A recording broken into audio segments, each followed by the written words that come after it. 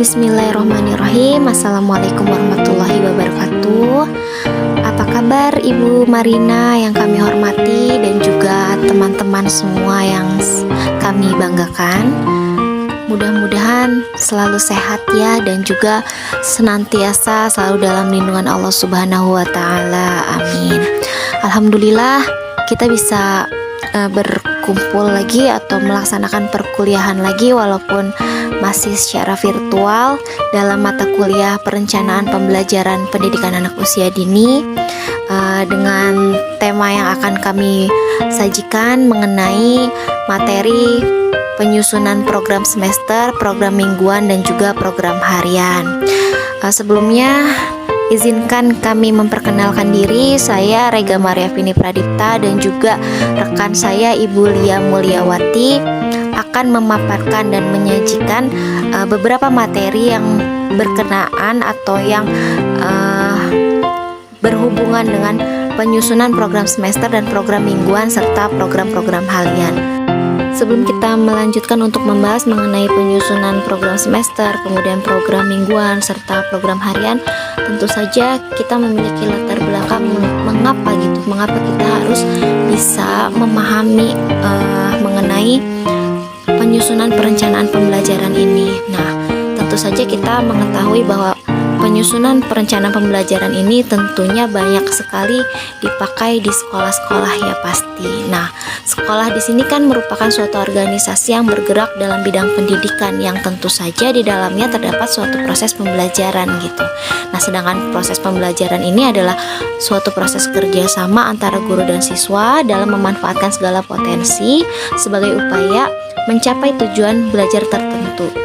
Nah, tujuan pembelajarannya itu apa gitu. Nah, tujuan pembelajaran pada PAUD sendiri yaitu membantu anak untuk mencapai tahap-tahap perkembangannya, sehingga perlu sebagai pendidik kita merencanakan segala sesuatu agar tujuan dapat tercapai secara efektif dan juga efisien.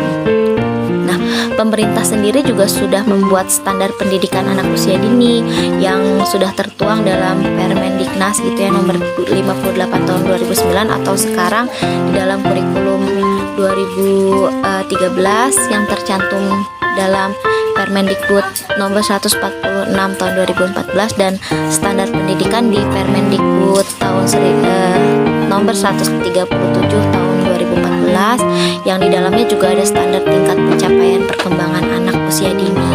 Nah, lembaga PAUD sendiri itu sebetulnya diberikan kebebasan gitu untuk membuat program-program pembelajaran sendiri yang mengacu pada Permendiknas atau peraturan-peraturan pemerintah tersebut. Namun pada kenyataannya masih banyak gitu pendidik PAUD yang merasa kesulitan dalam mengembangkan perencanaan pembelajarannya. Nah, kami berharap dengan adanya pemaparan materi ini dan juga apa yang akan kami sampaikan pada materi ini setidaknya bisa memberikan gambaran mengenai bagaimana kita menyusun perencanaan pembelajaran. Dari latar belakang tersebut, kami memiliki rumusan-rumusan masalah gitu untuk memperuncing apa yang akan kita bahas dalam materi ini. Seperti yang pertama, kita mengetahui apa itu pengertian perencanaan pembelajaran, kemudian apa saja komponen-komponen, jenis-jenis, serta rambu-rambu dalam penyusunan perencanaan pembelajaran. Lalu yang terakhir, bagaimana cara kita menyusun dan membuat program semester, program mingguan, serta program harian yang sesuai dengan perkembangan anak dan kebutuhan lembaga. Baik, kita akan masuk ke pembahasan mengenai definisi perencanaan pembelajaran pendidikan anak usia dini secara umum. Sebetulnya poin ini sering dibahas pada pembahasan-pembahasan materi penyaji sebelumnya. Jadi teman-teman sudah memahami mengenai apa itu perencanaan pembelajaran pendidikan anak usia dini. Nah, kita ulas lagi untuk agar kita bisa mengingat kembali gitu ya pembahasan-pembahasan mengenai definisi perencanaan pembelajaran PAUD ini secara umum. Jadi perencanaan pembelajaran PAUD ini adalah suatu proses pengambilan keputusan hasil berpikir secara rasional tentang sasaran dan tujuan pembelajaran tertentu dengan memanfaatkan memanfaatkan segala potensi dan sumber daya yang ada. Jadi artinya di sini suatu perencanaan itu adalah suatu proses yang agak panjang gitu ya, untuk mengambil suatu keputusan, suatu hasil gitu dari suatu perencanaan yang dibuat. Lagi-lagi tujuannya apa? Tujuannya tentu saja kembali lagi bahwa perencanaan ini dibuat agar kita mampu membantu anak untuk mencapai tahap-tahap perkembangannya gitu, agar lebih efektif dan efisien. Jadi tidak kemana-mana gitu, jadi sesuai jalur apa yang sudah kita rencanakan gitu. Nah, kemudian apa saja nih rambu-rambu dalam penyusunan rencana pembelajaran? Nah, yang pertama kita harus memahami STPPA sebagai hasil akhir program PAUD. Nah, apa itu STPPA gitu? Nah, STPPA itu sendiri adalah standar tingkat pencapaian perkembangan anak, yang merupakan STPPA ini merupakan kriteria minimal tentang kemampuan yang dicapai anak pada seluruh aspek perkembangan dan pertumbuhannya gitu.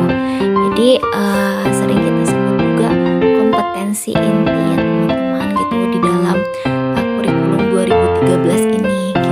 Nah, apa saja sih gitu kompetensi inti ini gitu. Nah, kompetensi inti ini terbagi menjadi 4 gitu, dirumuskan atau dipetakan menjadi 4.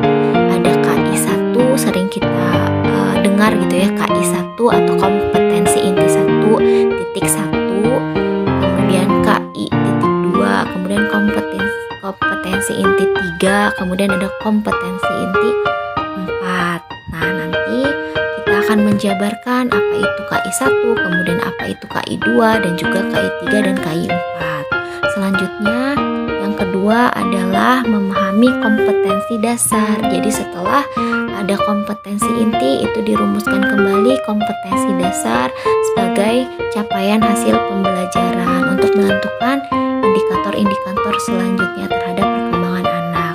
Kemudian kita juga harus bisa menetapkan materi pembelajaran gitu sebagai muatan untuk pengayaan pengalaman anak dan pembelajaran anak gitu, untuk kegiatan-kegiatan anak gitu ya.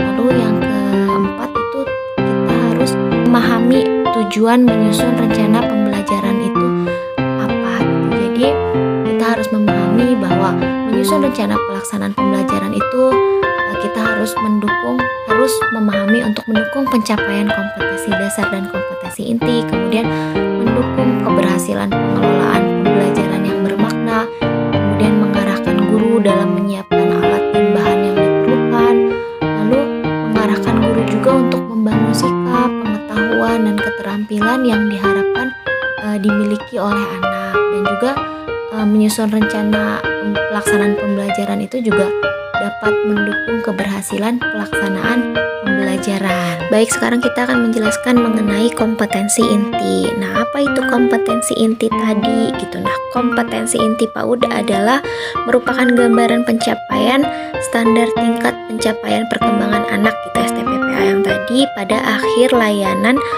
pendidikan anak usia dini gitu. Nah, kompetensi inti ini sering disingkat menjadi KI.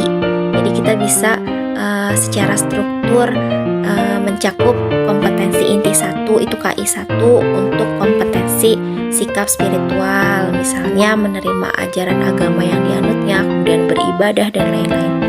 Itu intinya. Kemudian ada KI2, ini untuk sikap sosial. Nah, ini seperti memiliki perilaku baik, kemudian sosial yang baik, emosional yang baik gitu dan lain-lain. Kemudian untuk KI3 itu yang berhubungan dengan kompetensi inti pengetahuan gitu, seperti mengenali diri sendiri, kemudian lingkungan dan lain-lain. Jadi pengetahuan yang dimiliki anak. Kemudian yang KI4 itu adalah mengenai keterampilan. Artinya di sini anak bisa menunjukkan rasa ingin tahunya, kemudian apa yang dibutuhkannya, perkembangan keterampilan bahasa, musik, gerakan dan lain-lain. Nah, gitu. Biasanya kompetensi inti 3 dan 4 itu tidak terpisahkan. Kalau kita misalnya melihat dari rumusan Permendikbud standar kompetensi dasar, ketika diuraikan menjadi kompetensi dasar, biasanya kompetensi inti 3 dan 4 itu saling berkaitan gitu antara pengetahuan dan keterampilan gitu. Kemudian apa saja prinsip-prinsip pembuatan perencanaan pembelajaran anak usia dini? Nah, di sini kita mengutip menurut Trianto tahun 2011 di bukunya di halaman 78, ada 7 prinsip penyusunan perencanaan pembelajaran, yaitu yang pertama relevansi. Artinya penyusunan atau pembuatan perencanaan pembelajaran ini harus sesuai dengan kebutuhan dan perkembangan anak secara individu. Jadi masing-masing anak itu kan berbeda, jadi harus disesuaikan dengan kebutuhan dan perkembangan anaknya. Kemudian yang kedua, adaptasi, yaitu kita harus memperhatikan dan mengadaptasi perubahan psikologi anak, kemudian ilmu pengetahuan dan teknologi, seni dan lingkungan. Kemudian yang ketiga, kontinuitas. Di sini yaitu perencanaannya harus disusun secara berkelanjutan antara satu tahap perkembangan ke tahap perkembangan berikutnya.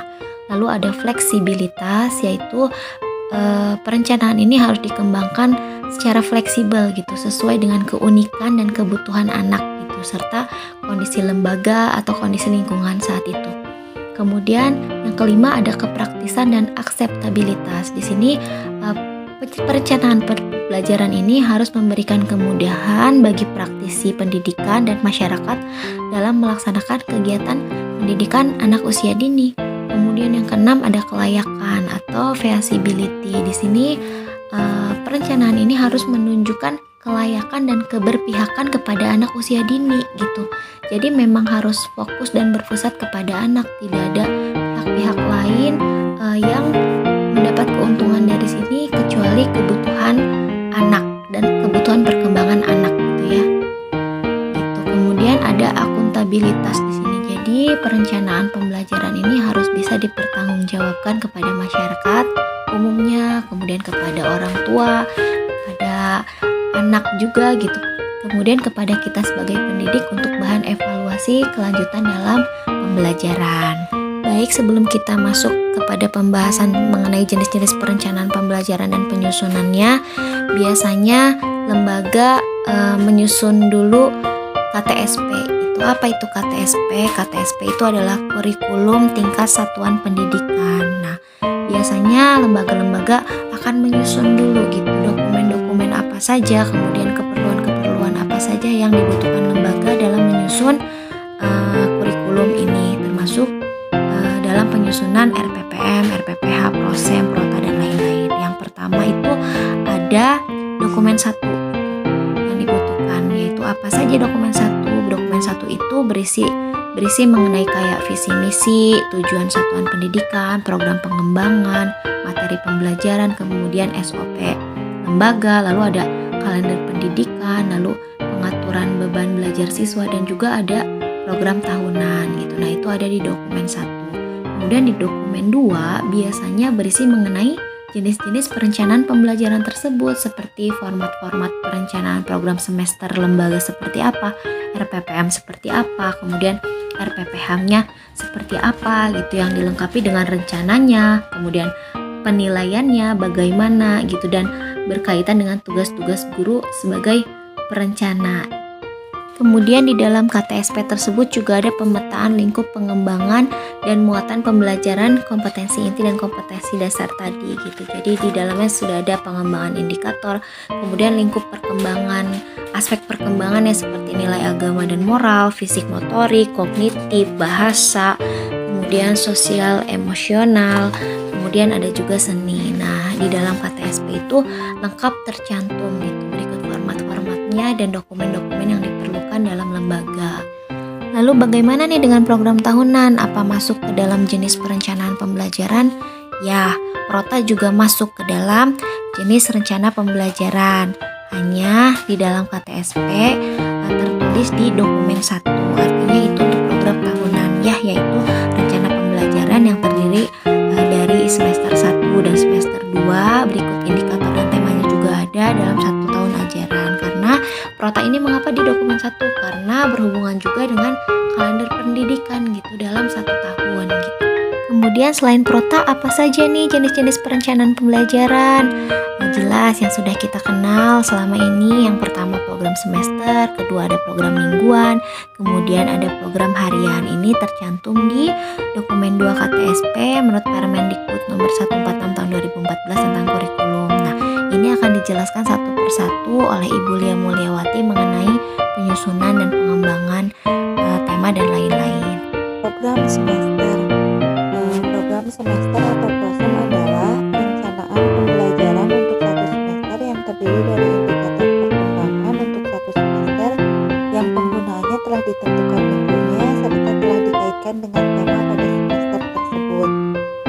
Adapun persiapan yang harus kita lakukan dalam pengembangan tema sebelum dijabarkan pada program semester tersebut antara lain: yang pertama yaitu mempelajari dokumen standar PAUD, yakni Permen nomor 58 tahun 2009. Kemudian menjabarkan indikator.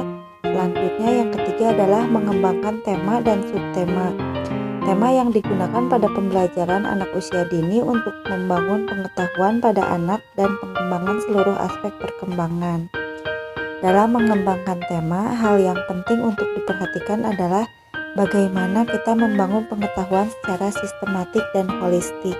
Pengembangan tema, perlu kita ingat bahwa tema bukanlah suatu tujuan dalam pembelajaran anak usia dini. Dalam mengembangkan tema dan subtema, tema yang digunakan pada pembelajaran anak usia dini untuk membangun pengetahuan pada anak dan pengembangan seluruh aspek perkembangannya. Dalam kurung Yuliani 2009.2.212. Dalam mengembangkan tema, hal yang penting untuk diperhatikan adalah bagaimana membangun pengetahuan secara sistematik dan holistik.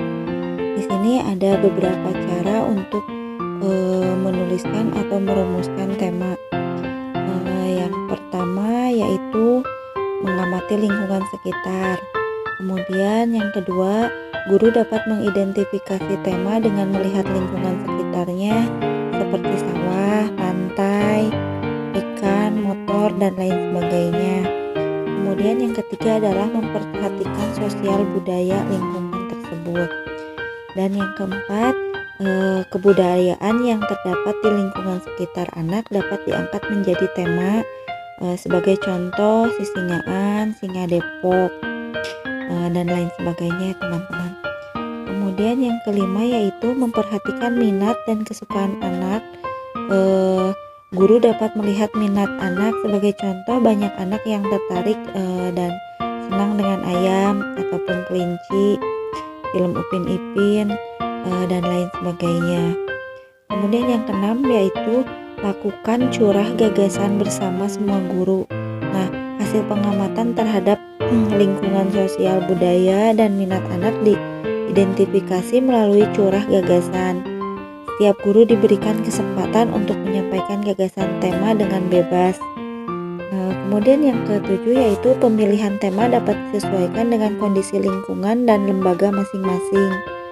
Perumusan tema dapat dalam bentuk kata tunggal, frase, ataupun kalimat. Penyusunan program semester. Dalam perencanaan program semester berisi kompetensi dasar, daftar tema satu semester yang dikembangkan menjadi subtema dan dapat dikembangkan menjadi sub-subtema, serta alokasi waktu setiap tema. Penyusunan program semester dapat dilakukan dengan langkah-langkah sebagai berikut.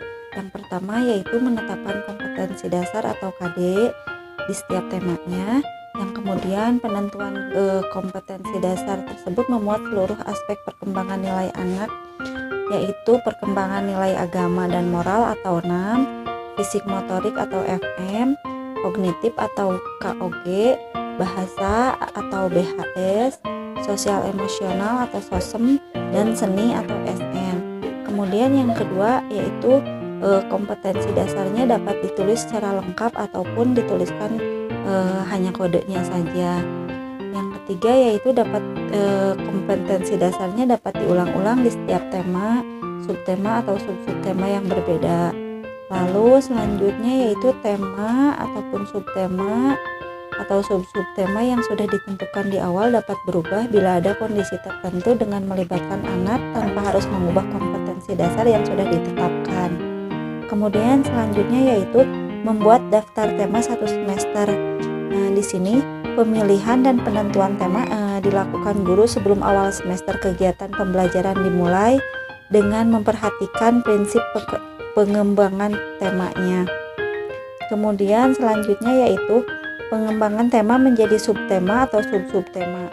Nah, subtema dan sub-subtema yang dikembangkan merupakan topik-topik yang lebih khusus dan lebih dalam lagi. Kekhususan dan kedalaman subtema dan sub-subtema memperhatikan usia anak, kesiapan guru, dan ketersediaan sumber belajar pendukung. Lalu yang terakhir adalah menentukan alokasi waktu untuk setiap tema, subtema, dan sub-subtema. Program mingguan merupakan penjabaran dari program semester. Di sini RPPM disusun untuk pembelajaran selama 1 minggu. RPPM memiliki beberapa komponen, yaitu diantaranya yang pertama adalah identitas program layanan yang terdiri dari nama satuan PAUD itu sendiri, kelompok usia anak, semester, bulan, minggu keberapanya, kemudian selanjutnya itu tema atau sub-subtema yang diturunkan dari program semester tersebut.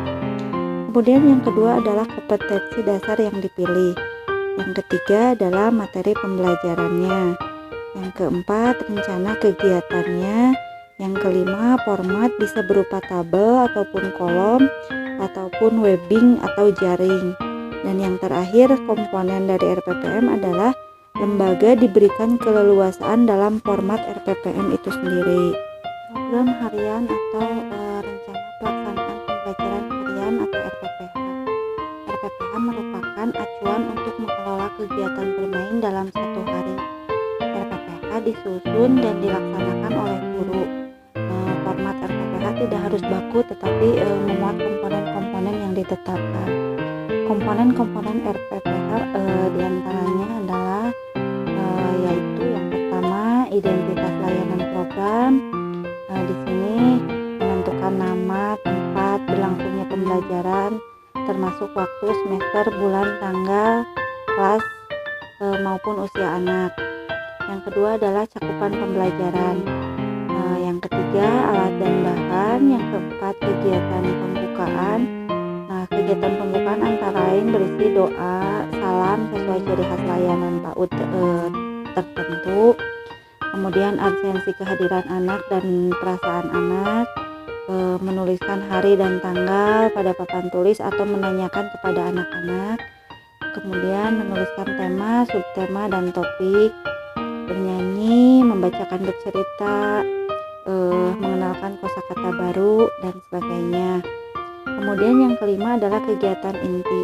Kegiatan inti di sini berisi minimal 4 kegiatan permainan yang telah dipikirkan oleh guru sesuai dengan tema ataupun subtemanya.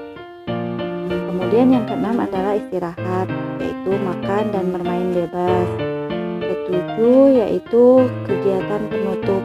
Kegiatan penutup di sini berisi tentang membereskan mainan atau peralatan yang telah dipakai, menanyakan perasaan dan pengalaman anak saat bermain tadi, saat belajar tadi, kemudian bernyanyi, mengapresiasi perilaku terpuji dan memotivasi anak, menyampaikan pesan-pesan atau pemberian tugas di rumah. Selanjutnya itu menginfokan kegiatan untuk esok harinya. Dan yang kedelapan adalah rencana penilaian. Rencana penilaian pada perencanaan pembelajaran harian harus sesuai dengan materi yang dikembangkan dengan perencanaan pada hari tersebut. Baik, kesimpulan yang bisa kita ambil dari materi ini adalah bahwa kita sebagai pendidik harus mampu memahami mengenai penyusunan rencana pembelajaran gitu, agar tujuan dari pembelajaran tersebut juga tercapai. Kita sebagai pendidik harus selalu memahami bahwa sukses tidak hanya suatu pencapaian ditentukan oleh perencanaan dan tentu saja butuh ikhtiar yang sebaik-baiknya. Sekian pemaparan materi dari kami, mudah-mudahan bermanfaat. Mohon maaf apabila masih banyak kekurangannya dan terima kasih atas perhatiannya. Assalamualaikum warahmatullahi wabarakatuh.